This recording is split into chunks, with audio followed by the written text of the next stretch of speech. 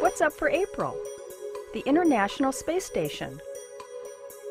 Hello and welcome. I'm Jane Houston Jones of NASA's Jet Propulsion Laboratory in Pasadena, California.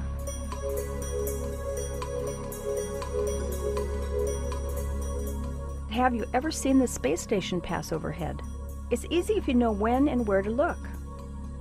The space station orbits Earth about 15 times per day. With your unaided eyes, it looks like a bright star moving across the sky, but it doesn't blink like an airplane.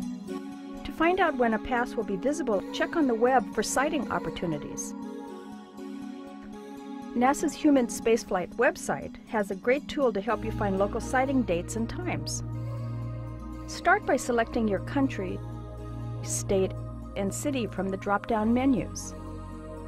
A list of next sightings appears as soon as you click on your city.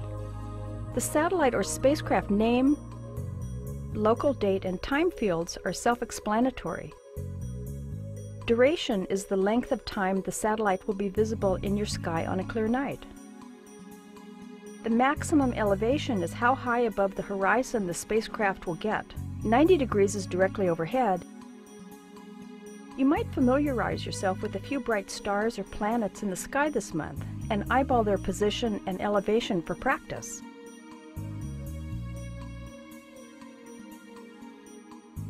The approach and departure degree and direction tell you which direction the spacecraft will first appear from, and then the direction it will disappear from, and at what elevation.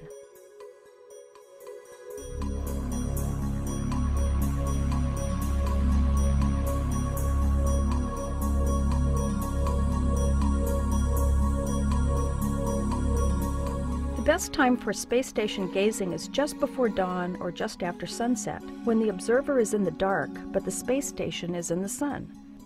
When the spacecraft is no longer lit by sunlight, it disappears into Earth's shadow and from our view at the same time. Space shuttle missions carry needed supplies and equipment to the space station, and it's fun to see both objects when they're both in orbit. You don't need a telescope or binoculars to see them. They move too fast for most telescopes to track anyway. On the day or two immediately before docking and after undocking, the shuttle and station will appear to be chasing each other across the night sky.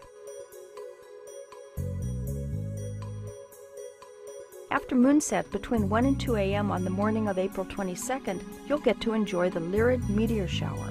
You can expect to see about 20 swift and bright meteors per hour from a dark sky location. That's a great reason to wake up early. You can learn more about human spaceflight at spaceflight.nasa.gov.